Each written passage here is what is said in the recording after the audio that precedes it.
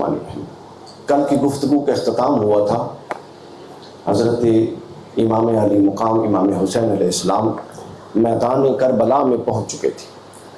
اس سے پہلے ہم نے ذکر کر دیا تھا حضرت مسلم بن عقیل کی شہادت کا، اور ایک محب اہل بیت خاتون کے گھر میں اس کے شوہر کی بے وفائی کی وجہ سے حضرت مسلم بن عقیل کے دونوں بیٹوں کی شہادت کا وہ ذکر کر دیا تھا۔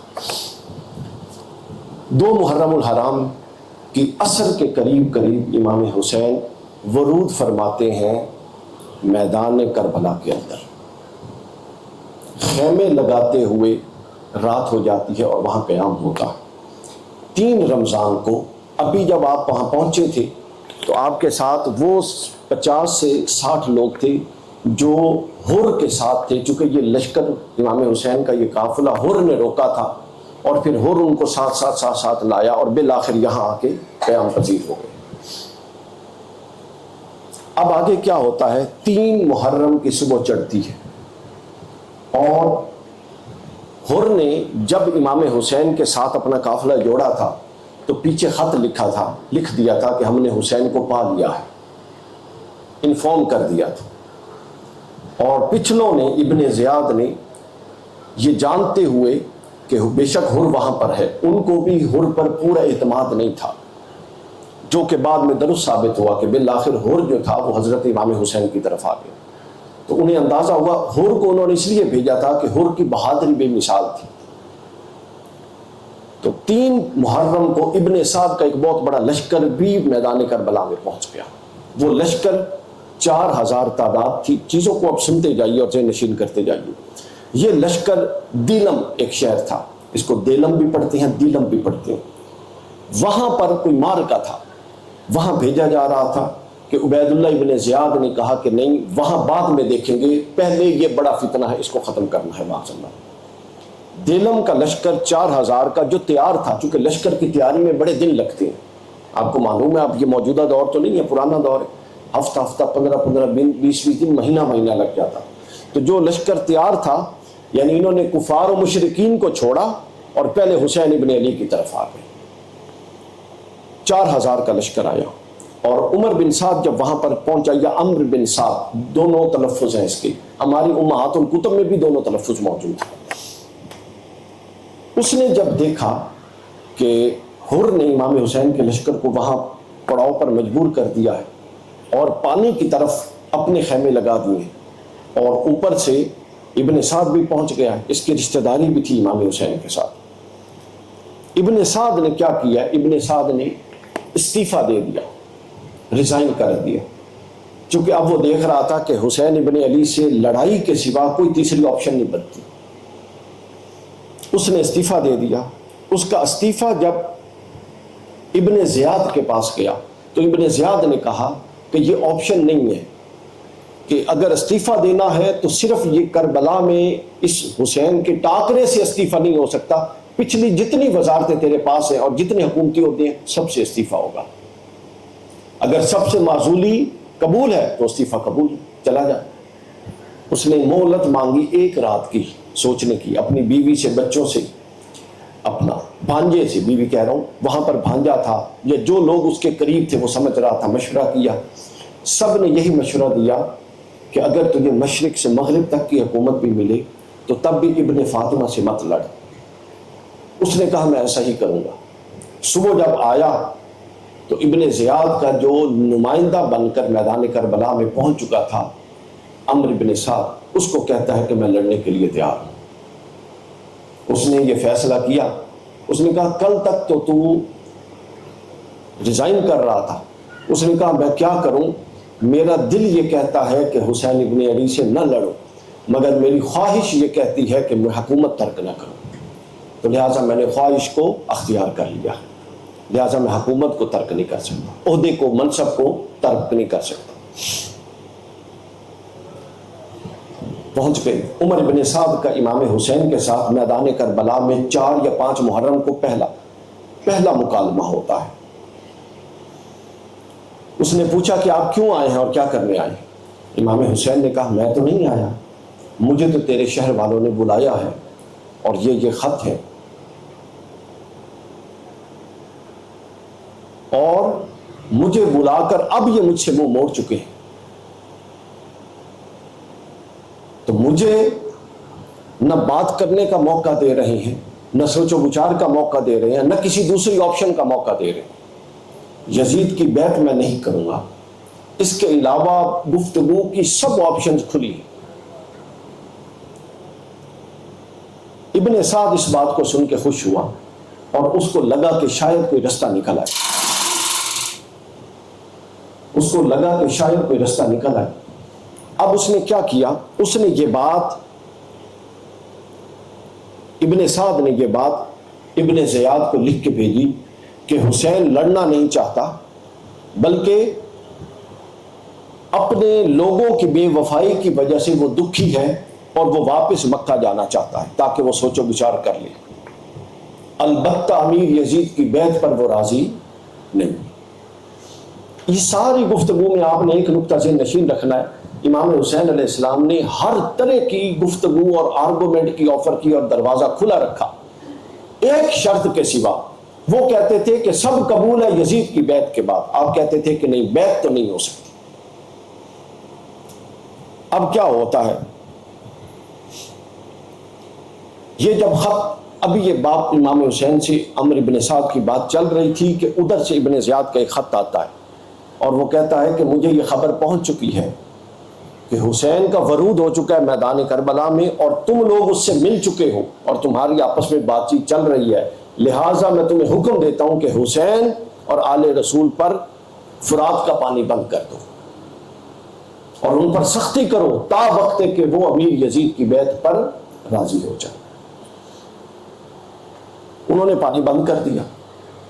اس دوران پیاس کی شدت بڑھی۔ ابن کثیر نے اور ابن اسیر نے اور امام طبری نے لکھا کہ حضرت عباس نے 19 کے قریب ہاشمی جوانوں کے ساتھ جا کر ایک اٹیمپٹ کی اور کچھ مشکیزیں فرات سے بھر کر لے آئے پانی کی۔ یہ بالکل ابتدائی دنوں کی بات تھی، 4-5 محرم کی۔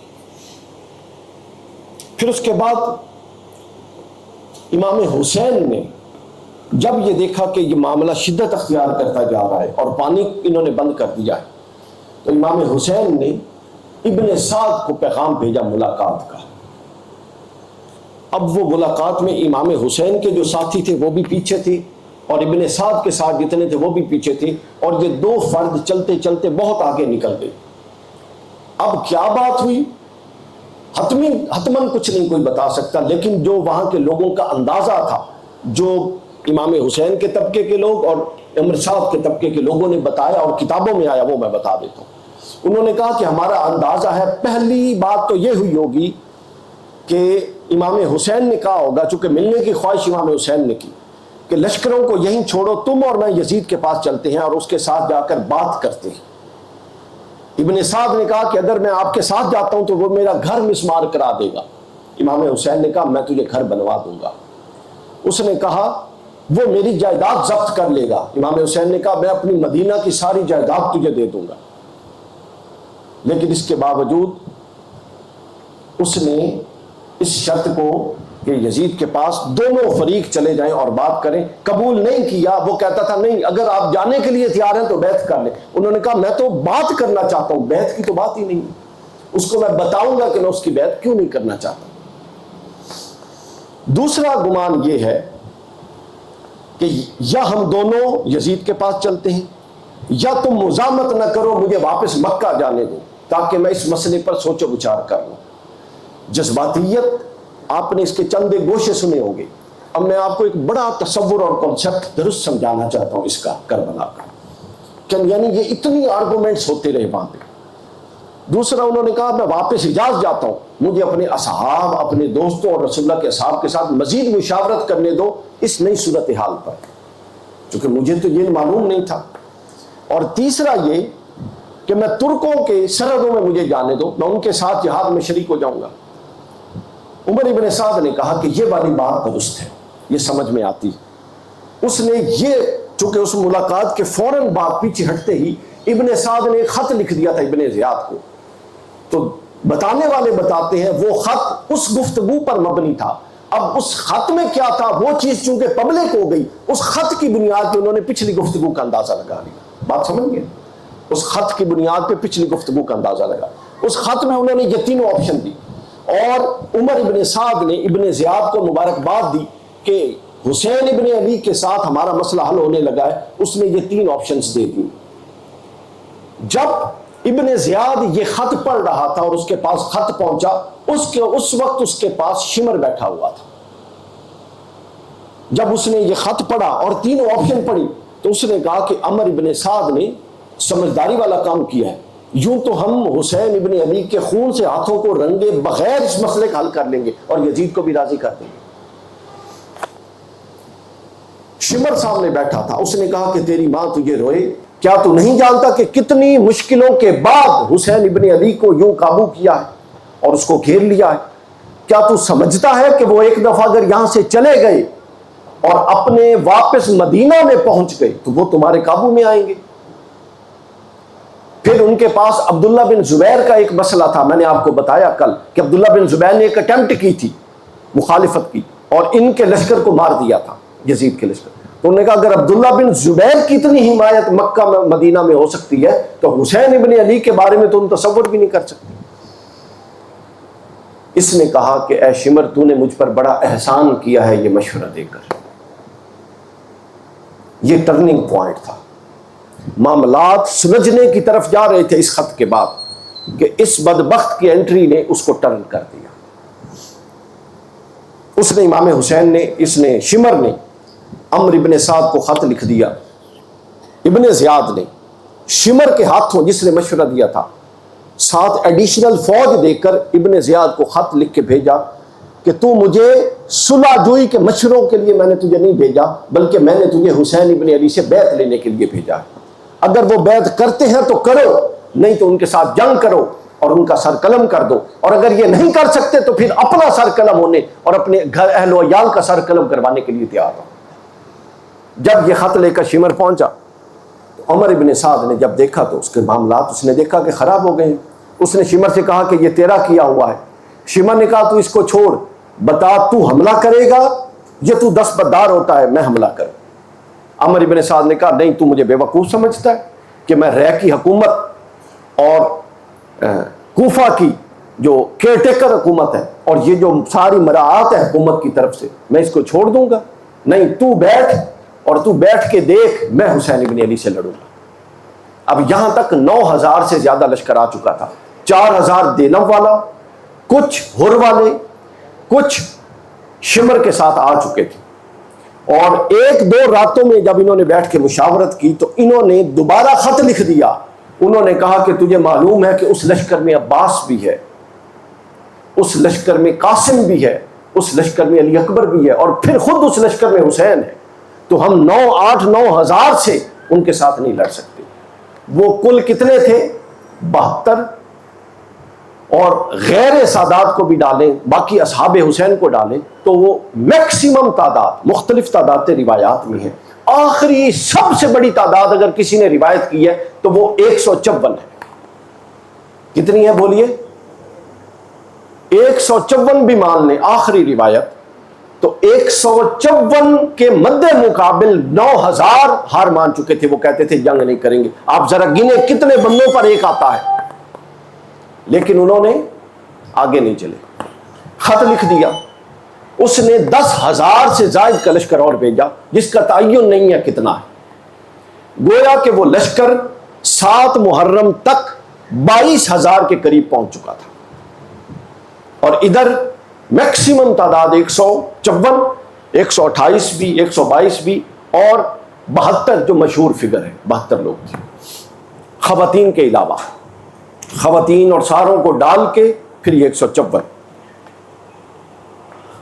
اب جب یہ فوج بھی پہنچ جاتی ہے اور پیچھے سے یہ جو شمر تھا یہ میدان میں پہنچنے کے بعد کربلا میں پورے حالات ابن زیاد کو پھر لکھ دیتا ہے، اور ابن زیاد کو یہ حالات لکھ کے ابن زیاد کو یہ کہتا ہے کہ یہ سارے معاملے تو دیکھ لے۔ ابن زیاد کو یہ کہتا ہے کہ تو سارے معاملے دیکھ لے۔ اس نے کہا کہ حسین ابن علی کے ساتھ عمر بن سعد کو جو رویہ رکھنا چاہیے اور جو معاملہ کرنا چاہیے اور جس سختی سے پیش آنا چاہیے اس سختی سے پیش نہیں آ رہا۔ یہ حسین ابن یہ اس نے عمر بن سعد نے اس کو لکھ دیا. مین وائل اور فوجی آتے رہے بالآخر یہ تعداد 30,000 کو کراس کر گئی. 30,000 اس دور میں آپ 30,000 لوگ اکٹھے کریں تو آپ کا ایک شہر بھر جائے گا، شاہراہیں بھر جائیں گی، بہت بڑی تعداد ہے.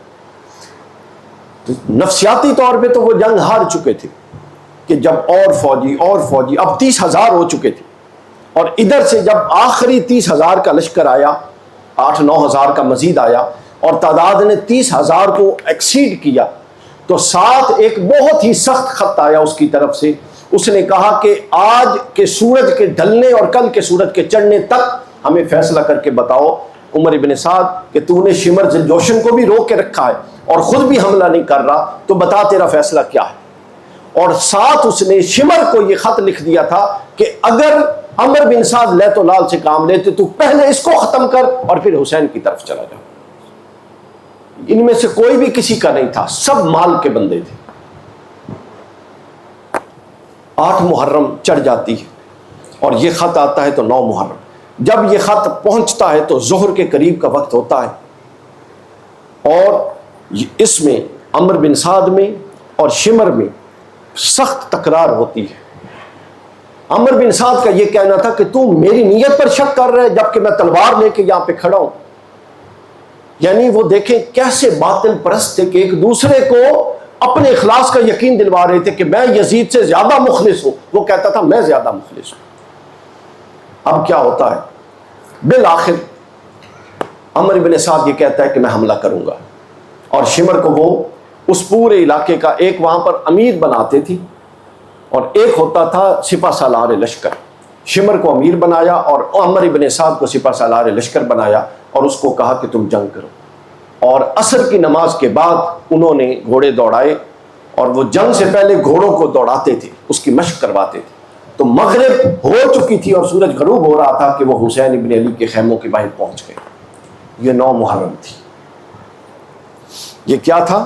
9 محرم تھی. امام حسین نے تلوار کے دستے پر سر رکھے ہوئے اپنے حضرت زینب کے خیمے کے باہر بیٹھے ہوئے تھے عصر کی نماز کے بعد، مغرب کی نماز کے بعد، کہ اچانک آنکھ لگ گئی اور گھوڑوں کی ٹاپوں کی جب آواز آئی تو حضرت زینب نے آ کے امام حسین کو اٹھایا کہ حسین اٹھے اور دیکھیں کیا ہو رہا ہے، یہ لوگ تو حملے کے لیے آ رہے ہیں.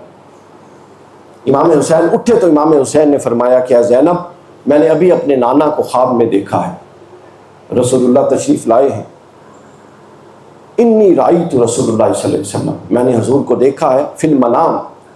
فقال علی، حضور نے مجھے فرمایا کہ حسین تم تیار رہو، ان قریب ہمارے پاس آنے والے. حضرت زینب نے انا للہ و انا الیہ راجعون پڑھا. امام حسین نے ان کو صبر کی نصیحت کی اور اندر سے عباس کو بلایا، حضرت عباس علمدار. حضرت عباس کو کہتے ہیں کہ جاؤ ان سے بات کرو. یہ کیا کہ امام حسین کی طرف سے مذاکرات کے جو سپوکس پرسن تھے وہ حضرت عباس ہوتے تھے، قابل اعتماد پائی. حضرت عباس گئے، حضرت عباس نے ان سے بات چیت کی، آ کے امام حسین کو بتایا کہ وہ جنگ چاہتے ہیں. امام حسین نے فرمایا کہ ان کے پاس جاؤ اور ان سے کہو کہ ہمیں آج کی رات کی مہلت دیں، ہم دل کھول کے عبادت کر لیں، اللہ کے ہاں خشوع و خضوع کے ساتھ پیش ہو جائیں، گر گڑا لیں، اللہ کی بارگاہ میں مناجات کر لیں، کل پھر ان کے ساتھ دیکھتے ہیں کہ جو بھی معاملہ ہوتا ہے. حضرت عباس نے جا کے ابن سعد سے کہا، رات ویسے ہی ہو چکی تھی اور عربوں میں رات کو لڑنے کا کلچر نہیں تھا. اس نے کہا چلیں ٹھیک ہے، صبح اس پر بات کرتے ہیں، صبح جنگ کرتے ہیں. بس یہ بات ہو گئی. مغرب عشاء کی اذان کے قریب کا وقت تھا. امام حسین نے عشاء کی نماز پڑھائی اپنے اصحاب کو اور ادھر انہوں نے خود پڑھی. اور پھر تھوڑی دیر کے بعد امام حسین، رات کا اندھیرا چھا چکا تھا، امام حسین علیہ السلام، اب خیمے تھے ترتیب سے خیمے، امام حسین نے خیموں کو اکھڑوایا اور ان کی ایک نئی ترتیب لگوائی. اگر میدان کربلا میں آپ کا کبھی جانا ہو تو اس وقت انہوں نے ان خیموں کو ایک ایک ذری بنا کے اس ترتیب سے خیموں کو رکھ دیا ہے، دیکھنے میں سمجھ آ جاتی ہے. سب سے آگے حضرت عباس علمدار کا خیمہ. حضرت عباس محافظ تھے. عباس کے بعد کچھ اور خیمے، حضرت قاسم کا خیمہ، پھر اس کے بعد حضرت امام حسین کا، علی اکبر کا خیمہ تھا، پھر اس کے بعد آخر میں جا کے امام زین العابدین کا خیمہ تھا. اور پیچھے خیموں کے امام حسین نے خندق کھدوا کے، گہری کھدوا کے اس میں آگ لگوا دی تھی کہ وہ پیچھے سے حملہ نہ کرے. آپ اندازہ کریں امام حسین ان کے اندر چھپے ہوئے بغض کو کس حد تک جانتے تھے. بیعت تو حسین نہیں کر رہا تھا لیکن لڑنے یہ زینب سے بھی گئے، تو پیچھے سے بھی انہوں نے خندق کھدوا دی، آگ لگوا دی. اگلے دن صبح خندق رات کو ہی کھودی، تو وہ خندق کھود کے جب واپس آئے تو اب اصحاب کے خیمے ایک نئی ترتیب سے لگ چکے تھے اور آخر میں اہل بیت کا خیمہ تھا. تو امام حسین نے اصحاب کو حضرت عباس کے خیمے میں بلایا اور چراغ آپ کو پتہ جل رہا ہوتا تھا، چراغ ہوتے تھے. تو اور حضرت عباس کے کان میں کہا کہ جب میں گفتگو کروں، بات کروں، تو تم چلتے چلتے آہستہ آہستہ غیر محسوس انداز میں چراغ کے پاس جانا اور چراغ کو بجھا دینا. یہ نہیں بتایا کہ میں بات کیا کرنے والا. جب بات شروع کی تو امام حسین نے فرمایا، انہوں نے بتایا کہ یہ کل 10 محرم ہے اور ایک قیامت برپا ہونے والی ہے. آپ نے فرمایا یہ لوگ میرے خون کے پیاسے. امام حسین کا یہ اندازہ غلط نکلا بعد میں، یہ صرف حسین کے خون کے پیاسے نہیں تھی. امام حسین نے فرمایا کہ یہ میرے خون کے پیاسے ہیں. میں تم کو یقین دلاتا ہوں کہ کل قیامت کے دن تم میں سے کسی کی نہ اپنے نانا کے حضور شکایت کروں گا، بلکہ وعدہ کرتا ہوں کہ تمہاری شفاعت قیامت کے دن حسین ابن علی کے سر ہے اور میرے ذمے ہے اور مجھ پر واجب ہے، چونکہ تم لوگوں نے حق ادا کر دیا یہاں تک آ کے. اب اس کے بعد نتیجہ تمہارے سامنے ہے.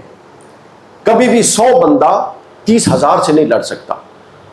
وہ 100 جن کو 3 دنوں سے نہ کھانے کا کچھ ہے نہ پینے کا کچھ ہے، اور جو ضعیف صحابی تھے امام حسین کے، مسلم بن اوسجا، زہیر بن کین کا مزار امام حسین کے مزار سے 4 گز کے فاصلے پہ. وہ جو بزرگ صحابی تھے 80 سال کے، 90 سال کے، وہ خیمے کی تنابیں پکڑ کے چلتے تھے مگر پیچھے نہیں ہٹے. انہوں نے کہا نہیں، مر کے جائیں گے حسین کے ساتھ، چھوڑ کے نہیں جا سکتے. امام حسین نے کہا کہ آپ لوگ چلے جائیں، میں اب شفاعت اپنے ذمے لیتا ہوں، تم لوگوں نے حق ادا کر دیا. نتیجہ کل تمہارے سامنے ہے. نتیجہ ظاہر ہے، ظاہری اسباب کی بنیاد پہ ہوتی ہے نا یہ جنگ. نتیجہ تمہارے سامنے. اصحاب نے کہا کہ ہم تو نہیں پلٹ سکتے، ہم نے تو آپ کے نانا سے، آپ ان کی قرابت کے ساتھ وفاداری کا عہد باندھا تھا، تو جب موقع آیا تو آپ منہ موڑ کے چلے جائیں. ہم نہیں جائیں گے. اہل بیت نے یہ جواب دیا کہ ہم نہیں جائیں گے. پھر آپ بھائیوں اور بیٹوں اور بھتیجوں کے پاس آئے. انہوں نے کہا کہ اے چچا جان، آپ کے پیچھے ہماری زندگی بیکار ہے. ہم ایسے دن کو بھی نہیں چاہتے اور ایسی رات کو بھی نہیں چاہتے کہ دن تو ہو مگر حسین نہ ہو اور رات تو ہو مگر اس میں حسین نہ ہو. پھر آل عقیل کے پاس آئے. آل عقیل نے کہا، آپ نے کہا کہ دیکھو تمہارے بابا کا پہلے ہی خون ہو چکا ہے، ان کو ناحق مارا جا چکا ہے، تم واپس چلے جاؤ. انہوں نے کہا کہ ہم غیرت مند لوگ ہیں، اگر ہم نے اپنا باپ آپ پر قربان کیا ہے تو ہم خود بھی قربان ہوں گے، ہم واپس نہیں جائیں گے. پھر اصحاب کے پاس آئے. انہوں نے کہا کہ جب تک ہماری گردنوں، ہماری پیشانیوں اور ہمارے جسموں میں جان ہے یہ آپ کا دفاع کریں گے، پیچھے نہیں ہٹ سکتے. بالآخر وہ چراغ اس لیے بجھایا کہ امام حسین نے کہا تھا حضرت عباس کو کہ اگر کوئی اٹھنا چاہے تو کہیں چراغ کی روشنی کی وجہ سے شرمندہ نہ ہو اٹھتے ہوئے، اس لیے چراغ بجھا دو. لیکن جب چراغ جلائے تو سب وہاں موجود تھے، ایک بھی نہیں اٹھا تھا. اور امام حسین نے یہ بھی ان سے کہا کہ میری اہل بیت کو بھی لے جاؤ، ہر ایک صحابی اہل بیت میں سے ایک فرد کے ساتھ جائے اور مختلف رستوں سے نکل جاؤ، میں ان سب کو سنبھال لوں گا. لیکن کوئی تیار نہیں ہوا. بالآخر امام حسین نے جب یہ پوری گفتگو ہو گئی تو پھر آپ مصلی پہ چلے گئے. یہ وہی سنت رسول تھی. بدر میں بھی مصلی رات کو پورے خیمے لگوا کے حضور مصلی پہ تھے، احد میں خیمے لگوا کے حضور مصلی پہ تھے، خندق میں ساری خندق کھدوا کے حضور مصلی پہ تھے. امام حسین یہ سارا کچھ کر کے مصلی پہ آ گئے. عمر ابن سعد نے، یہ کیسے بدبخت لوگ تھے، اس نے فجر کی نماز کی جماعت کروائی نماز میں انہوں نے پڑھا اللہم صلی علی محمد وعلی آل محمد.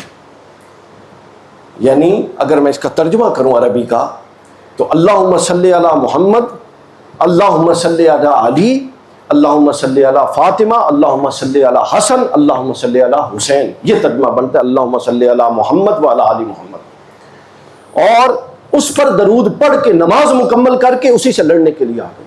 آپ دیکھیں جب اللہ سے مانگا کریں کہ اللہ شعور کو سلب نہ کرے. جب کوئی ایسا پردہ آ جاتا ہے غرض کا تو انسان اندھا گونگا بہرا ہو جاتا ہے، وہ انسان سے جانور بن جاتا ہے.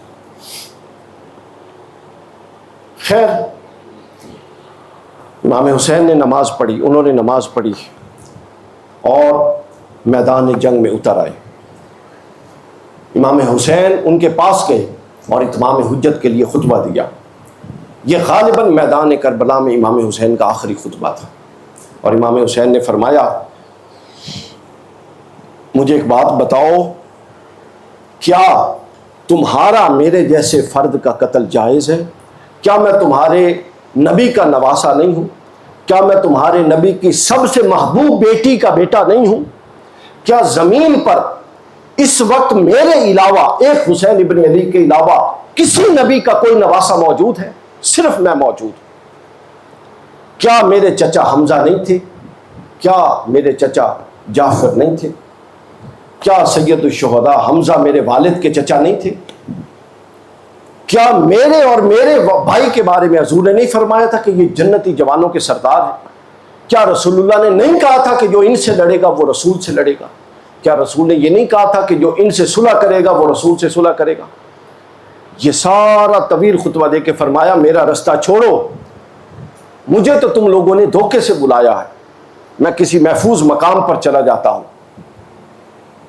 انہوں نے کہا کہ اے حسین، آگے سے ایک شخص نے جواب دیا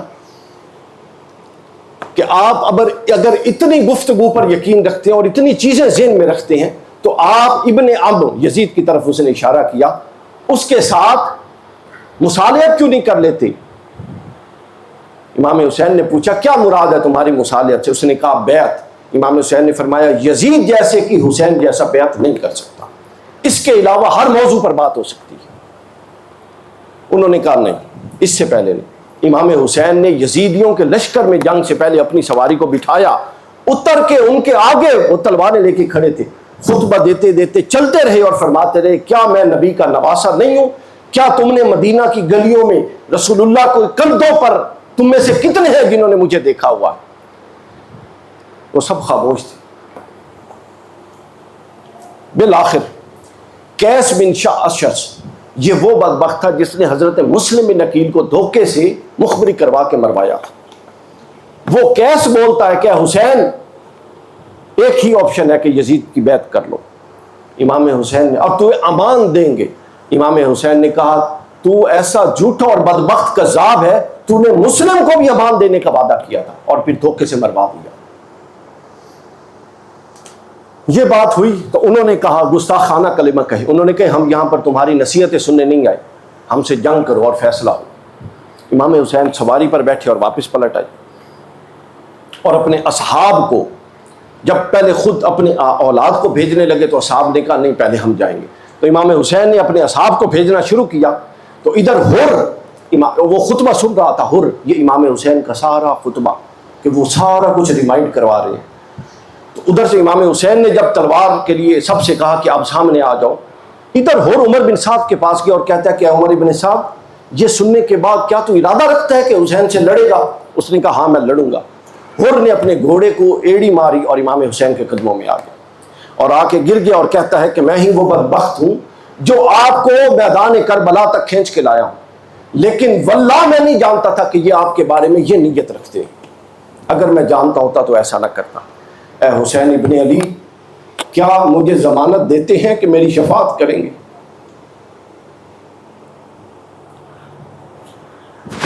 امام حسین نے فرمایا کہ جب تک اللہ کا در توبہ کا کھلا ہے تب تک حسین کا بھی کھلا ہے. توبہ قبول ہو گئی. امام حسین نے کہا آ گھوڑے سے اتر. ویلکم کرنے کے لیے، گلے سے لگانے کے لیے اس نے کہا کہ نہیں، میں اس قابل نہیں ہوں کہ آپ سے ملوں، اب آپ سے ملاقات جنت میں ہوگی۔ حر نے حضرت امام حسین سے ملاقات نہیں کی۔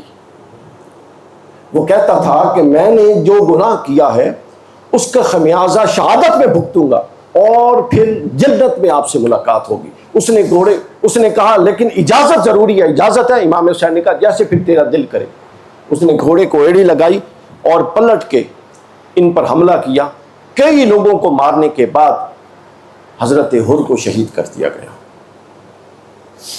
حر کا بیٹا، حر کا بھائی اور حر کا غلام، یہ 4 لوگ پہلے شہید تھے جو امام حسین کے لشکر پر جنہوں نے اپنی جان دی۔ اس کے بعد امام حسین کے اصحاب آئے۔ عمر بن سعد نعرہ لگا کے کہتا تھا کہ اے لشکر یزید، تم نے جا کے امیر یزید کے ہاں یہ گواہی دینی ہے کہ حسین ابن علی پر پہلا تیر میں نے چلایا۔ اس نے تیروں کی بارش کروا دی۔ اب جنگ کا آغاز ہو چکا تھا اور انفرادی جنگ ہو رہی تھی، ادھر سے ایک آتا تھا ادھر سے ایک۔ اب اصحاب حسین جو کہ جنت کے طلبگار تھے اور وہ جانوں کو ہتھیلی پر رکھ کے آئے تھے، اور یہ تو سارے دنیا کے انعام کے لالچی تھے، تھوڑی تھوڑی رقوم پر بک کر آئے تھے۔ یہ بے ضمیر کیسے؟ بے ضمیر بندہ کبھی بے خوف نہیں ہو سکتا، یہ ذہن میں رکھ لیں۔ بے ضمیر بندہ بے خوف نہیں ہو سکتا۔ بے خوف وہی ہوگا جس کا ضمیر زندہ ہوگا، وہ کہے گا نہیں یہ نہیں تو یہ صحیح۔ اب کیا ہوا؟ انہوں نے کہا کہ اگر اس طرح ایک ایک کر کے ہم ان سے لڑتے رہے تو یہ تو مار دیں گے، اکٹھے حملہ کرو۔ تو شمر نے اکٹھا لشکر بھیجا اور اصحاب حسین باری باری آتے رہے، حتیٰ کہ ایک امام حسین کے اصحاب میں سے کسی کو مارنے کے لیے اور بعد میں سے اہل بیت کے افراد میں سے مارنے کے لیے 500 تیر انداز تیر لے کے بیٹھتے اور 40 لوگ تلوار کے ساتھ حملہ کرتے اور 10 لوگ نیزوں کے ساتھ حملہ کرتے۔ یوں انہوں نے گھیر کے مارا تھا۔ یعنی عرب قوانین کے مطابق اگر ایک سے ایک کی جنگ ہوتی تو پھر بھی دیکھا جاتا کہ یہ 30,000 کتنا وقت نکالتے ہیں، لیکن انہوں نے جب دیکھا حضرت علی اکبر نے اکیلے 19 کو مارا تھا پہلے بار میں، 19 کو، اور پھر واپس پلٹ۔ تو یہ سارا منظر دیکھ رہے تھے، تو انہوں نے اس طریقے سے جنگ نہیں کی، گھیر کے جنگ کی۔ حتیٰ کہ تیسرا دن تھا، دوپہر کا وقت تھا، 10 محرم کی تاریخ تھی، جمعے کا دن تھا۔ حضرت سکینہ نے اندر سے پیاس کے لیے کہا، چونکہ 3 دن سے پانی نہیں تھا اور اہل بیت پیاس سے نڈال تھے۔ تو حضرت عباس وہاں سے نکلے ہاشمی جوانوں کو لے کر کہ میں، اب امام حسین نے کہا کہ عباس تو ہمارے خیموں کا محافظ ہے، تو نہ جا۔ لیکن حضرت عباس یہ جانتے تھے کہ امام حسین اب حضرت علی اکبر کو بھیجنے والے، اور عباس کھڑا ہو اور قاسم بھی چلا جائے، علی اکبر بھی چلا جائے، یہ ممکن نہیں۔ تو وہ پانی جو 3 دن سے پیاس تھی، اس بہانے حضرت عباس نکلے، امام حسین سے اجازت لی، بڑی مشکل سے۔ امام حسین نے 2 لوگوں کو بڑی مشکل اجازت دی، ایک عباس کو اور ایک حضرت قاسم کو جو امام حسن کے بیٹے تھے۔ حضرت عباس جب پہنچتے ہیں تو ایک ہی بار میں کئیوں کو گردنیں اڑاتے ہوئے میدان دریائے فرات پر پہنچ جاتے ہیں، پانی کا مشکیزہ بھرتے ہیں۔ تو جیسے ہی مشکیزہ بھرتے ہیں، پیچھے سے یہ طبل بجاتے ہیں کہ عباس کو گھیر لو۔ 2000 کے قریب فوجیوں نے حضرت عباس کو گھیرا، اور حضرت عباس کا رعب اور جلال اتنا تھا کہ اتنی دور سے کھڑے تھے کہ نہ نیزہ مار سکتے تھے نہ تلوار، صرف تیر پہنچ سکتا تھا، اتنے دور دور سے گھیرا ہوا تھا۔ حضرت عباس کے ہاتھ میں مشکیزہ تھا، تو انہوں نے تیروں کے ساتھ حملہ کیا۔ حضرت عباس وہ شہدائے کربلا میں واحد تھے جن کے جسموں پر سب سے زیادہ تیر لگے تھے، تیروں سے حملے کیے۔ بالآخر وہ تیر جو تھا وہ مشکیزے میں بھی لگی اور پانی بہہ گیا۔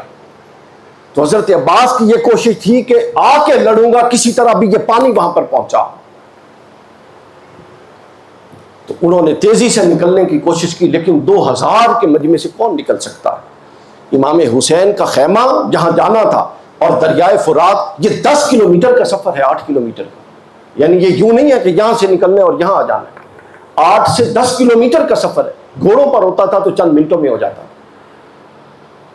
تو 10 کلومیٹر انہوں نے 5 سے 6 کلومیٹر میں حضرت عباس کو گھیر رکھا تھا, اور مار مار کے تیر حضرت عباس کی کوئی پسری مفسرین لکھتے ہیں ایسی نہیں تھی کہ جہاں سے حضرت عباس کو تیر نہ آ کے لگا. بالآخر وہ مشکیزہ حضرت عباس کے ہاتھوں سے جب گرنے لگا, اتنے بازوؤں میں تیر لگ گئے, تو حضرت عباس نے وہ دوسرے بازو میں پکڑا. اب جب گھائل ہو چکے بہت زیادہ, تو پھر آہستہ آہستہ وہ قریب آئے. اب انہیں اندازہ تھا کہ جس بندے کو اتنے تیر لگ چکے ہوں, ظاہر اب وہ اس قوت سے تو نہیں لڑ سکتا. حضرت عباس کے قریب آئے, اور قریب آ کے حضرت عباس کا گھوڑا بھی ساتھ زخمی ہو گیا. تو یہ پیچھے سے آتے پلٹ کے اور تلوار کے وار کی کوشش کرتے, اور وار خالی جاتا, کوئی ادھر سے گزر جاتا. بالآخر ایک بدبخت نے پیچھے سے وار کیا تو حضرت عباس کا اس طرف سے پیچھے سے دایاں بازو کٹ کے گر گیا. پھر یہ دوسری طرف سے آئے.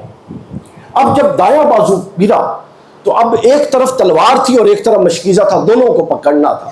تو حضرت عباس نے بائیں ہاتھ میں تلوار پکڑ لی اور مشکیزہ دانتوں میں پکڑ لیا, اور اس کو دانتوں سے دبا لیا, اگرچہ کہ اس کے اندر سے پانی رس رس کے نیچے گر رہا تھا, چونکہ اس میں تیر لگ چکے تھے.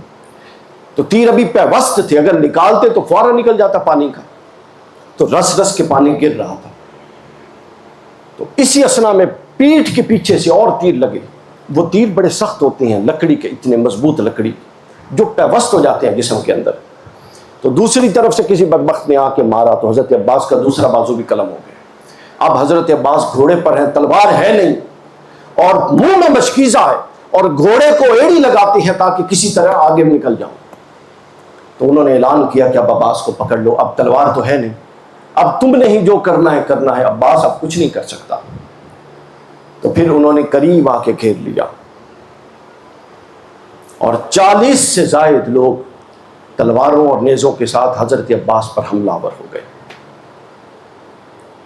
اور حضرت عباس علمدار کو 40 کے قریب لوگوں نے, وہ پانی کا مشکیزہ بھی وہیں گرا, ان کا گھوڑا بھی وہیں گرا, اور حضرت عباس علمدار کو شہید کر دیا بے دردی کے ساتھ. اس کے بعد حضرت علی اکبر اجازت لیتے ہیں امام حسین سے, اور کہتے ہیں کہ مجھے اجازت دیجیے. امام حسین کہتے ہیں کہ نہیں, میں خود جاتا ہوں. حضرت علی اکبر نے کہا کہ نہیں, علی اکبر جب تک موجود ہے آپ نہیں جا سکتے. حضرت علی اکبر کی عمر 18 سال تھی, 18.5 سال. اور حضرت علی اکبر حضور کی شبیہ تھے. حسن اور حسین دونوں ملے تو رسول اللہ بنتے تھے, علی اکبر اکیلا مصطفیٰ کی شبیہ تھا. جب یہ میدان کربلا میں آئے, امام حسین سے اجازت لے کر میدان کربلا میں آئے, تو وہ یزید کے لشکر والے لرز گئے. وہ کہتے تھے کہ کوئی معجزہ تو نہیں ہو گیا, رسول اللہ تو نہیں جوانی میں واپس پلٹ آئے, اور اپنے نوازوں کو بچانے کے لیے آ گئے. تو پھر شمر نے ان کو گالیاں دے کر بھیجا کہ یہ رسول اللہ نہیں ہے, یہ حسین کا بیٹا علی اکبر ہے. حضرت علی اکبر نے ایک وار میں, امام حسین باہر نکلے, ان کی خواہش تھی کہ میں علی اکبر کو آخری دفعہ ہی دیکھ رہے تھے, ظاہر کہ میں علی اکبر کو لڑتا ہوا دیکھوں. حضرت علی اکبر وہ کہتے ہیں کہ اس طرح علی اکبر گھڑ سواری کے ماہر تھے یہ ہاشمی جوان. حضرت علی اکبر نے اس طریقے سے گھوڑا دوڑاتے تھے اور ان کو چکما دیتے تھے کہ وہ ادھر سے ہوتے اور وہ پلٹ کے آتے اور ان کی گردنیں اڑا دیتے. 19 لوگوں کی گردنیں ایک بار میں حضرت علی اکبر نے اڑا دی.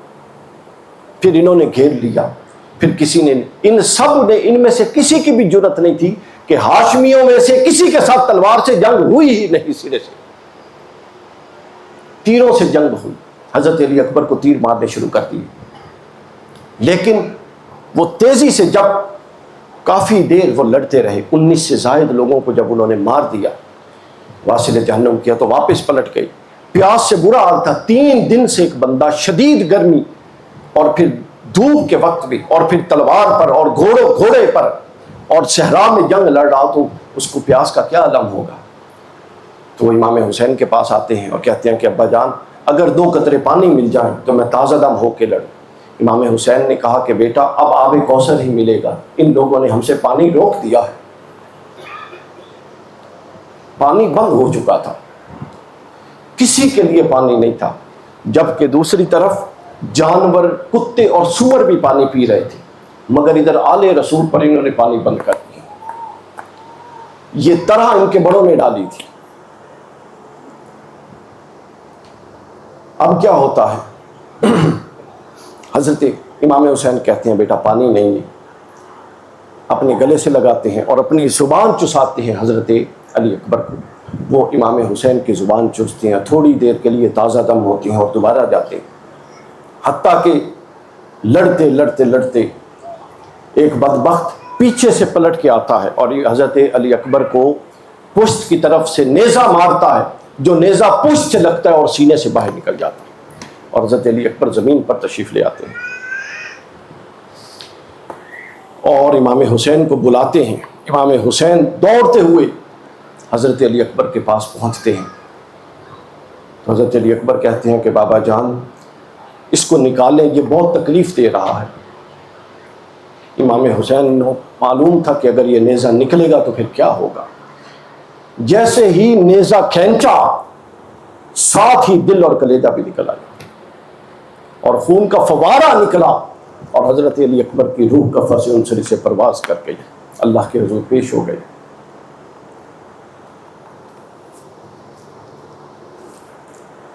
امام حسین حضرت علی اکبر کو لے کر ابن کثیر نے لکھا ہے کہ جب امام حسین واقع کربلا میں پہنچے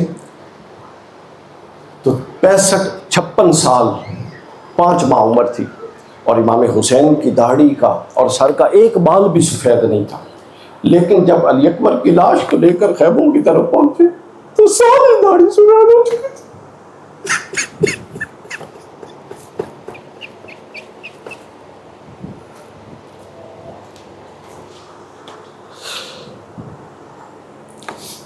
شہداء کے ساتھ لٹاتے ہیں اور خود تیاری باندھتے ہیں تو حضرت قاسم آ جاتے ہیں، وہ کہتے ہیں کہ نہیں اب میں نے جانا۔ تو امام حسین فرماتے ہیں کہ تو نہیں جا سکتا، تو میرے بھائی حسن کی نشانی ہے۔ انہوں نے کہا اچھا فیصلہ خود حسن سے ہی کروا دیتے ہیں۔ امام حسین حیران ہوئے کہ امام حسن کو شہید ہوئے عرصہ گزر گیا، تو انہوں نے کہا کہ مجھے بابا جان نے ایک تعویذ دیا تھا اور انہوں نے کہا تھا کہ اگر بڑی مصیبت آئے کبھی میرے بھائی پر تو اس وقت اس تعویذ کو کھول کے دیکھا، تو میں دیکھتا ہوں کہ اس کے اندر کیا تھا۔ انہوں نے جب تعویذ کھولا تو وہ تعویذ نہیں تھا جس کو وہ 10 سال تعویذ سمجھتے رہی، وہ رکا تھا، خط تھا، اور اس میں لکھا ہوا تھا کہ اے قاسم جب حسین کربلا میں پہنچے تو خبردار تو حسین کے آگے ہو، حسین تیرے بعد جائے گا، حسین کو پہلے نہیں جانے دینا۔ تو جب یہ انہوں نے رکا دکھایا اور انہوں نے کہا اب آپ مجھے اپنے بابا کے ہاں گناہگار کر دیں گے، تو امام حسین نے اجازت دے دی۔ حضرت قاسم پہنچے، حضرت قاسم کی عمر بھی 23 سال کے قریب تھی، 22-23 سال کے قریب، یہ نوجوان تھے سارے۔ جب وہاں پہنچتے ہیں کئی لوگوں کو حضرت قاسم نے مارا، حتیٰ کہ ایک بدبخت نے حضرت قاسم کے پہلو میں تلوار ماری، جس سے اس طرف کا ہاتھ کام کرنا کم ہو گیا، اور پھر چلتے چلتے ایک نے نیزہ مارا، جو نیزہ چونکہ وہ دور سے پھینکتے تھے، تیر بہت دور سے پھینکتے تھے، اور نیزہ 8-10-15 فٹ تک کا فاصلہ ہوتا تو نیزہ پھینک دیتے تھے، چونکہ نیزے کا وار تیر میں پھر بھی بچنے کا امکان تھا، نیزے کا اگر وار ہو جائے تو نیزہ تو پیوستوں کے آر پار ہو جاتا تھا۔ جس طرح یہ نیزہ حضرت علی اکبر کو مارا منوان، اسی طرح یہ نیزہ حضرت قاسم کو مارا، تو حضرت قاسم نے وہ نیزہ جو تھا اس کے وار کو روکنے کی کوشش کی مگر روک نہ سکے، اور وہ نیزہ آپ کے سینے کے اندر اگلی سائڈ سے آر پار ہو گیا، اور آپ نے اونچی آواز میں کہا چچا جان۔ امام حسین کو بلایا، امام حسین تشریف لائے۔ جہاں ایک شخص تھا مقامی جو کسی لشکر میں سے نہیں تھا، وہ بیٹھ کے لڑائی دیکھ رہا تھا، وہ بیان کرتا ہے کہ میں دیکھ رہا تھا کہ ایک لمبا چوڑا گبرو نوجوان، اس کا سر حسین کے گود میں تھا اور وہ ایڑیاں ایسے رگڑ رہا تھا جیسے مچھلی تڑپتی ہے، اور امام حسین اس کو کہہ رہے تھے کہ اے قاسم، جنہوں نے تجھے مارا، کیا قیامت کے دن تو اپنے نانا کو ان کی شفاعت کرنے دے گا؟ حضرت قاسم خاموش تھے۔ پھر فرماتے ہیں کہ اے قاسم، تیرے چچا کے مخالف بہت ہو گئے ہیں اور تیرے چچا کے موافق بہت تھوڑے ہیں، صبر کر، یہ وقت عنقریب بدلنے والا ہے۔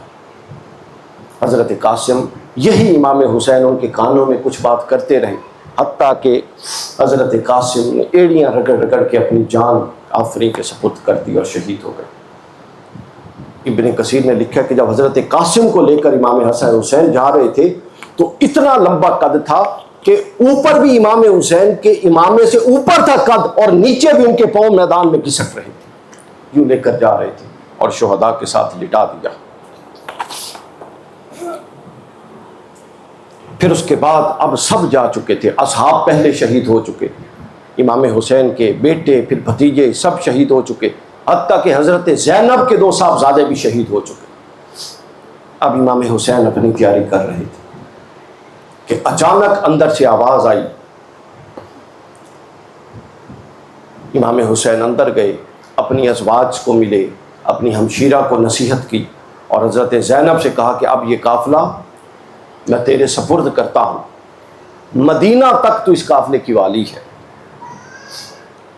اور باہر آ کے بیٹھ گئے تھوڑی دیر کے لیے، آسمان کو دیکھ رہے تھے کہ اندر حضرت علی اصغر تھے چھوٹے، ان کو امام حسین جلدی میں مل نہیں سکے تو ان کی والدہ ان کو اٹھا کے لائیں، امام حسین کی جھولی میں رکھا کہ آپ نے سب کو الوداع کہا ہے، علی اصغر کو الوداع نہیں کہا۔ ان کو جھولی میں لا کے رکھا۔ امام حسین علیہ السلام حضرت علی اصغر کو پیار کر رہے تھے اور ان کو اٹھا کے جنگ کے آگے پیش نہیں کیا، بلکہ ان کو اٹھا کے جس طرح الوداعی ملاقات کرتے ہیں کہ میں جا رہا ہوں، یہ کر رہے تھے کہ اس طرف سے ایک بدبخت تھا ہرملہ،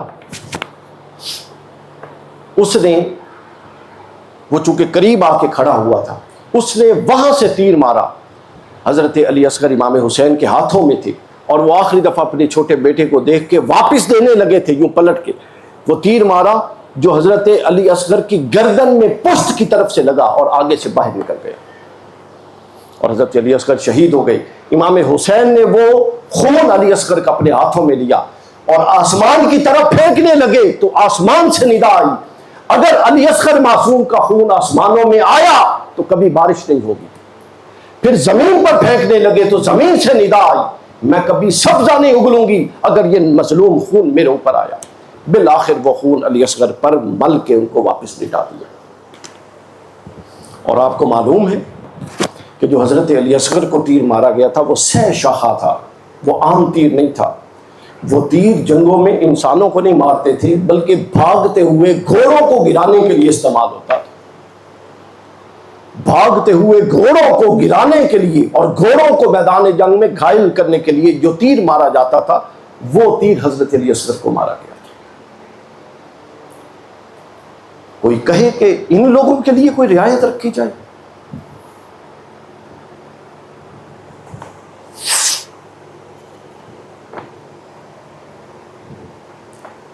یہ بدترین کفر ہے، ایسے لوگوں کے ایمان کا قائل ہونا۔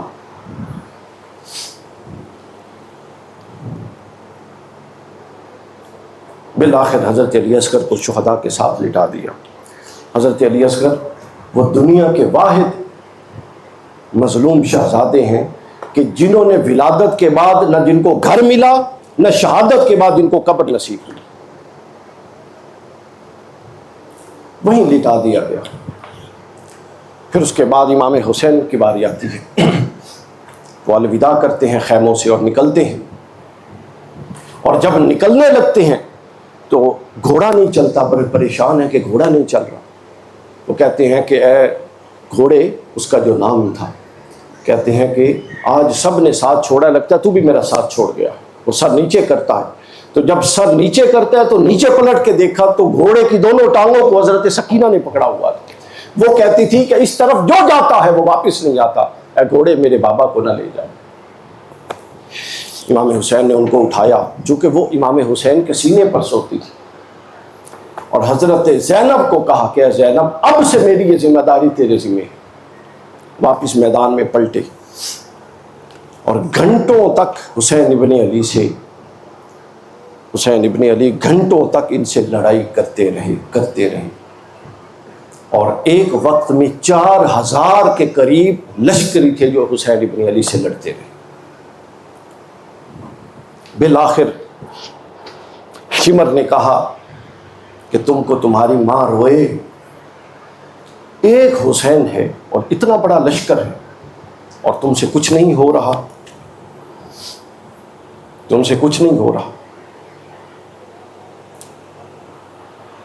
تو وہ جو ادھر ادھر گھیرا ڈالے ہوئے تھے انہوں نے تیروں کی بارش کر دی، جس سے امام حسین علیہ السلام کافی زخمی ہو گئے.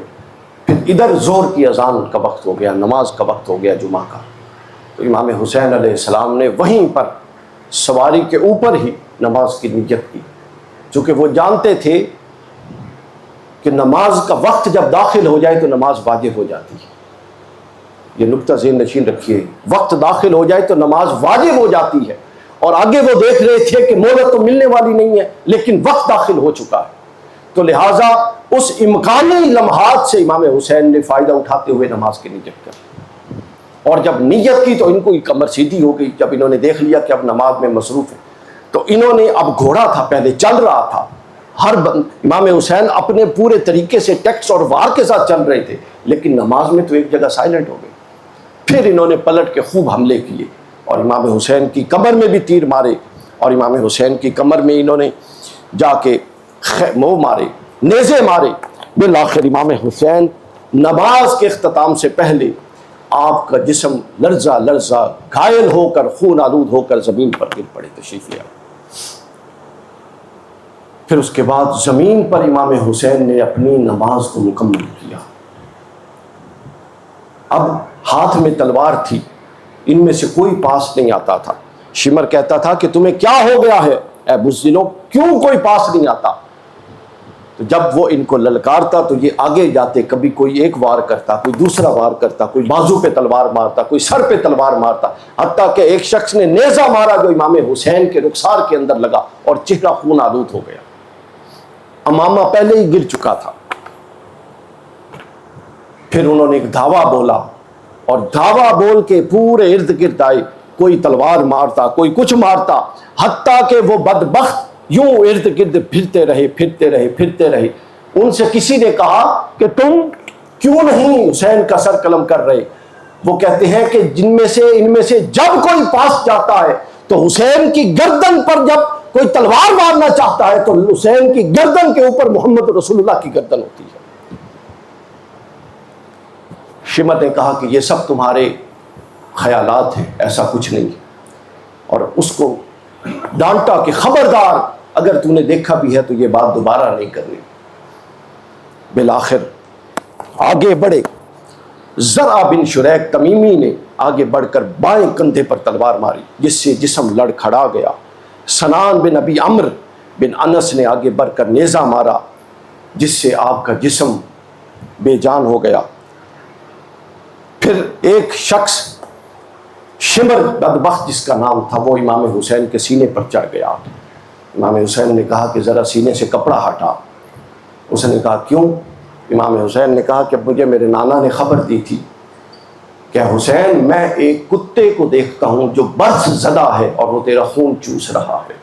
اس نے سینے سے کپڑا ہٹایا تو شمر کو برس کی بیماری تھی. امام حسین علیہ السلام، اس نے آگے بڑھا، امام حسین علیہ السلام کو بالوں سے پکڑ کے امام حسین کا سر قلم کر دیا. انا للہ و انا الیہ.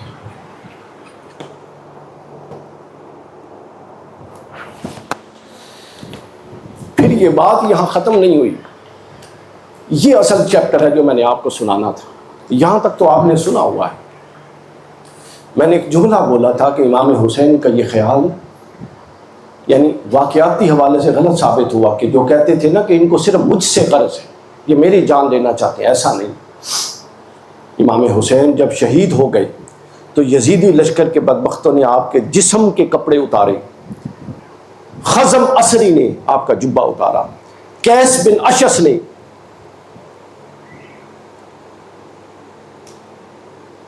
بھی جبہ اتارا، دوسرے حصے سے کھینچا، یوں کھینچ کے تار تار کیا۔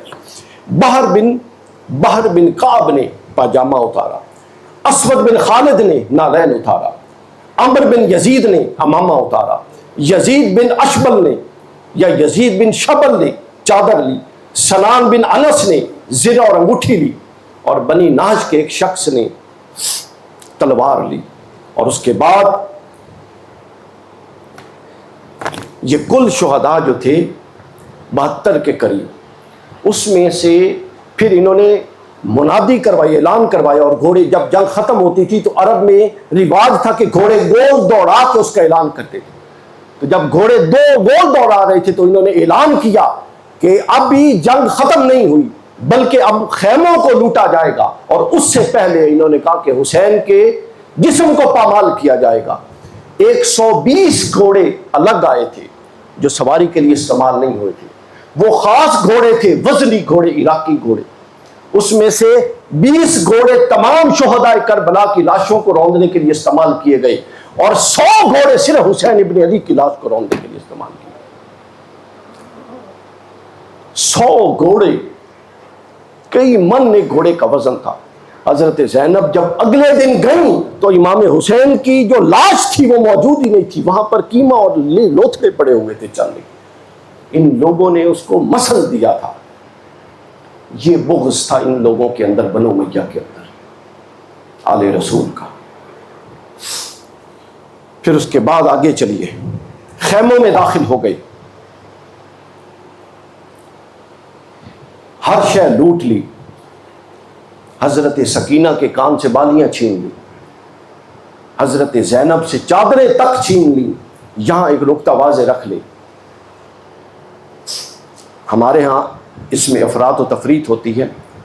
یہ روایت بھی صحیح ہے کہ شمر نے اور اس کے لشکر نے چادریں چھینی تھی، اور یہ روایت بھی صحیح ہے کہ آل رسول کی جو بیویاں تھیں وہ بے پردہ نہیں ہوئی تھیں، 7 پردے ہوتے تھے ان پر۔ تو جو چادر چھیننے کا ہے یہ سب سے اوپر والی چادر ہے جو انہوں نے چھین لی۔ پھر اس کے بعد لشکر کو لوٹ لیا، حضرت امام زین العابدین کو مارنے لگے۔ تو حمید بن مسلم کہتا ہے کہ اے شمر، تیرے جیسا بہادر شخص مناسب نہیں ہے کہ ایک بچے سے لڑی۔ اس نے کہا کہ نہیں، امیر یزید نے مجھے حکم دیا ہے کہ آل رسول کا کوئی مرد باقی نہیں رہنا چاہیے تاکہ ان کی نسل باقی نہ رہے۔ اہل سنت کی کتب کے اندر اس نے کہا کہ اگر اس نے حکم بھی دیا ہے تو تو اس کو بھیج دے، وہ خود جو کرنا چاہے گا کر لے گا۔ اب آپ دیکھ لیجئے، یہاں سے قافلہ آگے چلتا ہے، قافلہ یہاں سے آگے چلتا ہے، اور آسمان پر ایک شیر لکھا۔ بس میں مختصر اگلے تھوڑے واقعات آپ کو بتاؤں کہ انہوں نے آگے کیا کیا۔ آسمان پر ایک شیر آتا ہے، اور بعض روایتوں میں دیواروں پر شیر آ گیا کہ جس قوم نے، جس کا مفہوم تھا، جس قوم نے حسین ابن علی کو شہید کیا، بے دردی سے شہید کیا، کیا وہ قوم اس کے نانا کی شفاعت کی ابھی بھی امیدوار ہے؟ یہ شعر آیا، لکھا گیا۔ اس کے بعد یہ انہوں نے بیبیوں کو اور سب کو گھوڑوں پر، اور اگلے دن چلے، سوار کر لیا، اور شہروں میں اعلان کروا دیتے کہ باغی آ رہے ہیں۔ لوگ چوکوں میں جمع ہو جاتے، چھتوں پر بچے اور عورتیں جمع ہو جاتی، ان کا تماشا لگانے کے لیے، آل رسول کی توقیر، بے عزتی کروانے کے لیے، ان کی تحقیر کروانے کے لیے منادی کرواتے۔ چونکہ جس طرح ہمارے یہاں تھانوں کا نظام نہیں ہے، اس طرح چنگیوں کا نظام تھا، سرکاری ظاہر حکومت تھی، تو انہوں نے خط لکھ کے ہر اگلی شہر اور اگلی تحصیل اور اگلی کونسل کی چنگی کو ایکٹیو کیا تھا۔ وہ کامرانی اور خوشی اور فتح کے لیے پچھلی سے استقبال کرتا تھا، اور اگلی کی حدود میں ان کو ویلکم کرتا تھا۔ راستے میں ایک مقام آیا جہاں پر پانی بند ہو گیا، اب یہ سنیے، وہاں پر ان کا پانی ختم ہو گیا۔ اب انہوں نے ابن زیاد کی طرح پورے لشکر کو دمشق کا سفر شروع کروا دیا، چونکہ ظاہرہ یزید کے پاس بھیجنا تھا۔ اب آل رسول کے جو سر ہیں، آل رسول کے، سب اصحاب کے نہیں، آل رسول کے سر نیزوں پر تھے، جسم پیچھے پھینک دیے، اپنے لوگوں کے جنازے پڑھے، حسین ابن علی اور آل رسول کے کسی نے جنازے نہیں پڑھے۔ تیسرے دن بنو اسد اور غازریہ کی ایک بستی کے لوگ آئے، انہوں نے آ کے جنازے پڑھ کے امام حسین کو ایک جگہ اور باقی سارے شہداء کو دوسری جگہ جلائے اور دفنا دیا۔ اب بھی امام حسین کا مزار الگ ہے اور ایک الگ مزار ہے جس کو گنج شہداء کہتے ہیں، وہاں پر 60 سے 70 شہداء ایک ہی جگہ پر ہیں، وہاں سب کے نام بھی لکھے ہوئے۔ پانی ختم ہو گیا اس کے قافلے کا، ابن زیاد کی، تو اس نے ایک جگہ پڑاؤ ڈالا۔ تیز دھوپ تھی چلچماتی، گرمی کے دن تھے، سخت گرمی کے۔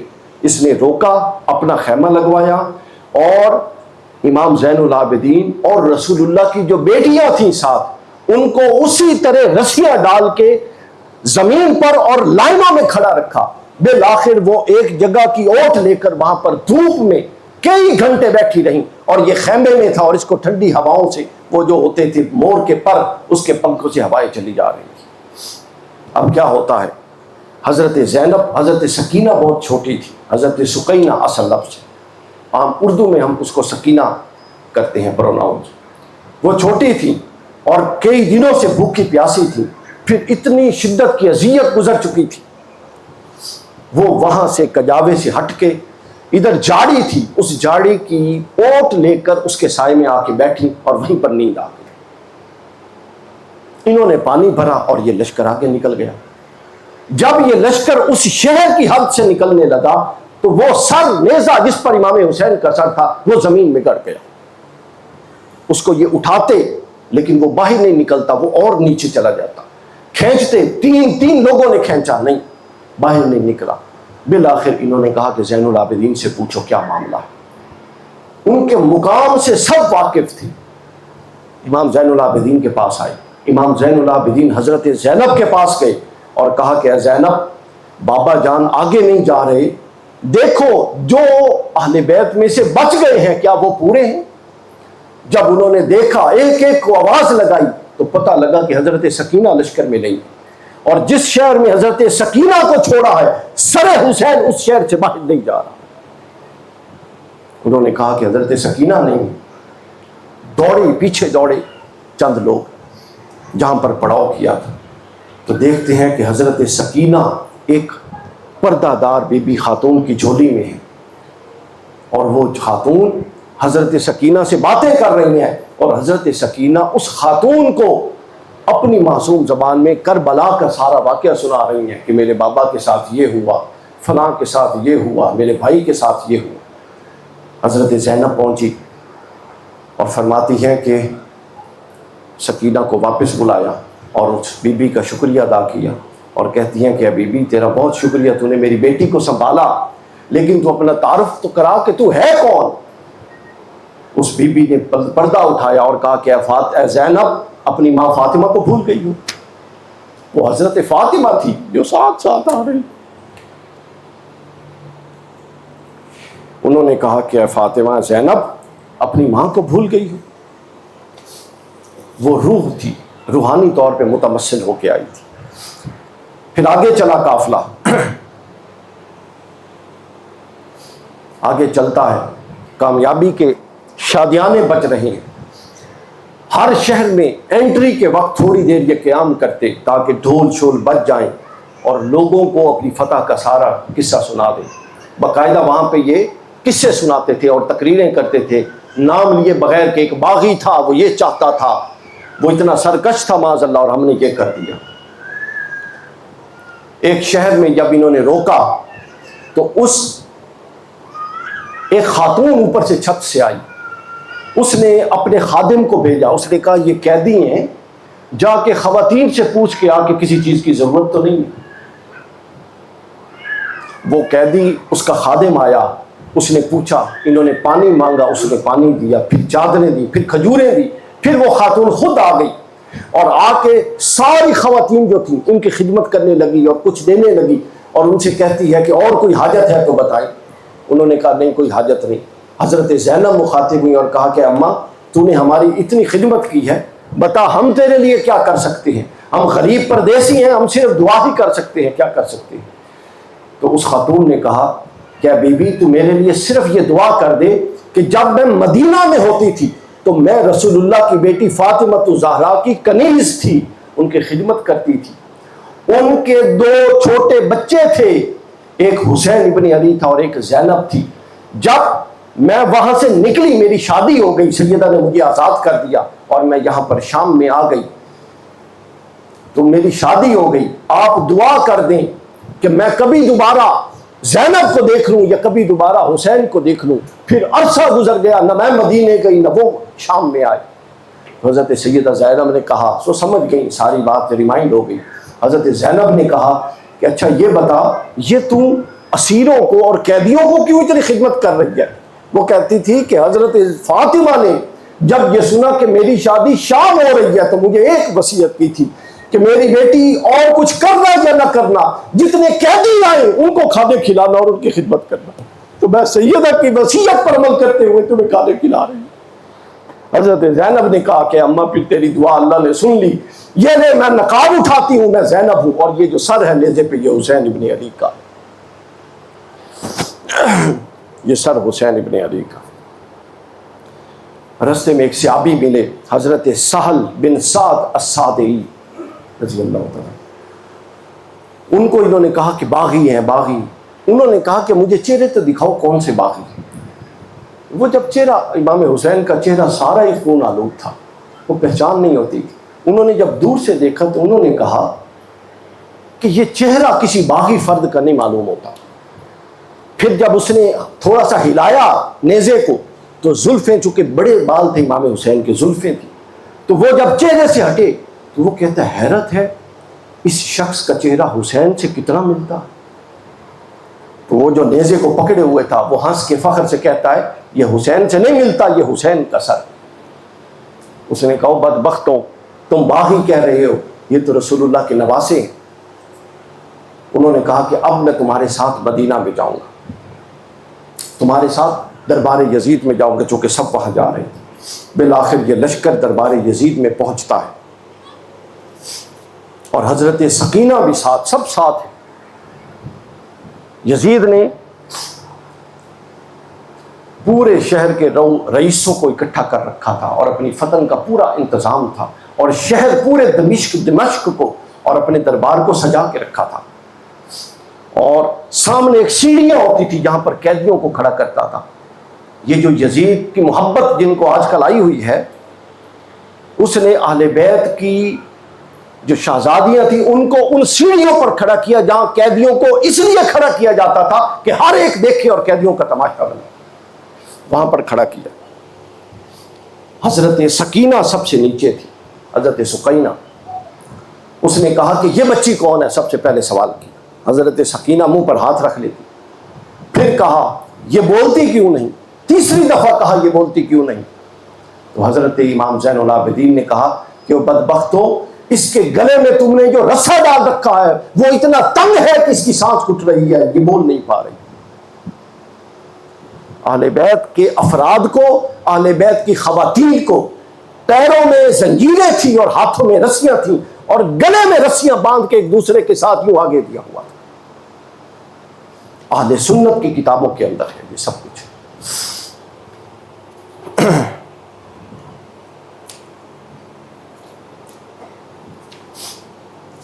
یوں پھر جب سر حسین یزید کے سامنے رکھا گیا تو اس نے اپنے چھپے ہوئے کفر کا اعلان کر دیا اور کہا کہ کاش آج ہمارے بدر کے مقتولین موجود ہوتے تو دیکھتے کہ حسین ابن علی سے یزید بن معاویہ نے بدلہ مکمل کر لیا۔ اور پھر اس نے اگلا جملہ کہا جو کافرانہ تھا، اس نے کہا کہ میں تمہیں بتاتا ہوں گواہ بنا کے کہ بنو ہاشم پر کوئی وحی نہیں اتری، انہوں نے بنو امیہ سے حکومت لینے کے لیے وحی کا ڈرامہ کیا تھا۔ یہ معاملات شروع ہو گئے۔ پھر جب اس دربار میں ایک عیسائی بیٹھا تھا، اس نے پوچھا کہ یہ جو فتح ہے اور اس کے تبلے ہیں فتح کے، یہ شخص کون ہے جس کا سر ہے؟ کسی نے بتایا کہ یہ ان کے نبی کا نواسہ ہے۔ وہ کہتا ہے کہ وہ بدبختوں، ہمارے پاس عیسیٰ کی اونٹنی کا کھر ہے اور ہم کئی کلومیٹر جوتے اتار کے جاتے ہیں جس شہر میں وہ کھر پڑا ہوا ہے، اور تم نے اپنے نواسے نانا اپنے نبی کے نواسے کا یہ حال کر دیا۔ پھر وہاں ایک یہودی بیٹھا تھا، چونکہ اس نے سارے جو وزراء تھے، اقلیتوں کے نمائندے، سب کو بلا رکھا تھا۔ جب اس کو پتہ لگا کہ یہ ان کے نبی کے نواسے ہیں، اس نے کہا میں داؤد علیہ السلام کی 27ویں پشت میں سے ہوں، اور آج بھی میرے سامنے کوئی یہودی سر اٹھا کے بات نہیں کرتا، وہ میرا اتنا ادب کرتے ہیں۔ تو وہ کیسے لوگ جنہوں نے اپنے نواسے، اپنے نانا اپنے نبی کے نواسے کا یہ حال کر دیا۔ جب یزید نے یہ دیکھا یہ سارا، تو اس نے پھر فوراً اپنا رخ پلٹا، چونکہ حکومت کے لیے یہ سب کچھ تھا، تو اس نے کہا یوں تو ان کو ہمدردی مل رہی ہے۔ اس نے فوراً ایک سیاسی تنترا بدلا، اور اس نے کہا میں نے تو ان کو نہیں کہا تھا کہ حسین ابن علی کو قتل کرو۔ پھر اس کے ساتھ اہل بیت کو ایک قید خانے میں بھیج دیا، حضرت زین العابدین کو ایک قید خانے میں بھیج دیا، اور چند دنوں کے بعد امام زین العابدین کو جب اس نے دیکھا کہ موافقت ان کی بڑھتی جا رہی ہے، تو یہاں رہیں گے تو کہیں معاملہ اور خراب نہ ہو، ان کو چند دنوں کا ساز و سامان اور کھانے کے ساتھ مدینہ پاک کی طرف واپس روانہ کر دیا۔ یہ اتنا حصہ آخری جو سیاسی جال ہے، یہ دیکھ کر ہمارے بھائی لوگ کہتے ہیں کہ یزید کا تو کوئی قصور نہیں تھا۔ یہ جو پیچھے جو کچھ ہوا، کیا اس نے ایک بندے کو بھی سر قلم کر کے لٹکایا؟ جرم حسین میں اتنا بڑا جرم، انہیں معلوم تھا کہ یہ ہم جو بھی کر لیں گے، ہم نے پہلے بھی کیے بعد میں بھی کریں گے، ہمارا کوئی کچھ نہیں بگاڑ سکتا۔ یہ وہ ظلم کی داستان تھی جس نے اس حدیث کو ثابت کر دیا جو حضور نے فرمایا تھا کہ الحسین منی وانا من الحسین۔ چونکہ اتنی بڑی اذیتوں کے بعد استقامت پر وہی کھڑا رہ سکتا ہے جو خون رسول ہو، عام بندے کی استطاعت نہیں۔